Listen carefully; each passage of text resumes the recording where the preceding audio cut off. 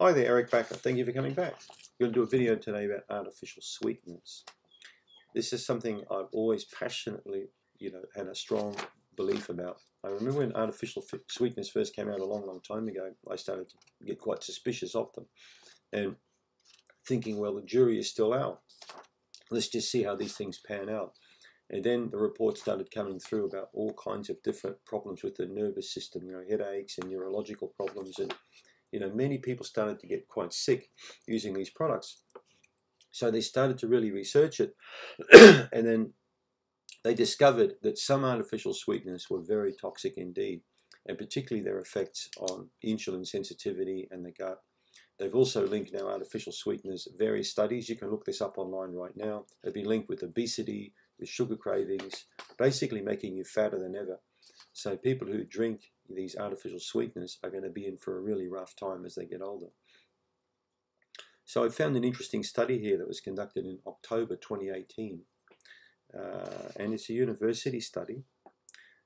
The collaborative study indicated the relative toxicity of 6 artificial sweeteners: aspartame, sucralose, saccharin, neotame, advantame, and acetylsulfame potassium K, and 10 sports supplements containing artificial sweeteners, like these pre-workout kind of things.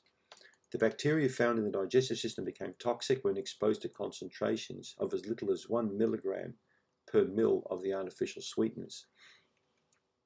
So what they found was changes in the gut microbiota, and particularly a big reduction in whole good classes of bacteria being reduced by these kind of sugars. So if you are drinking some kind of drink, or a sports drink, or a diet drink, or a weight loss drink, or a Weight Watchers drink, or I've even seen some of these new keto kind of drinks on the market, and they contain artificial sugars in them. I mean, what a dumb thing to do. Why would you put artificial sugars in a drink that's supposed to be a health drink, I've seen it all. I've seen people put vitamin C, lots of sugar in vitamin C to make it, taste better. Some companies do that. So my recommendation for you folks out there are to completely avoid artificial sugars. Right? So be very careful of them. You'll find them in gum, you'll find them in candies, you'll find them in soda drinks, you'll find them in, I think, well over half of the packaged foods in supermarkets now.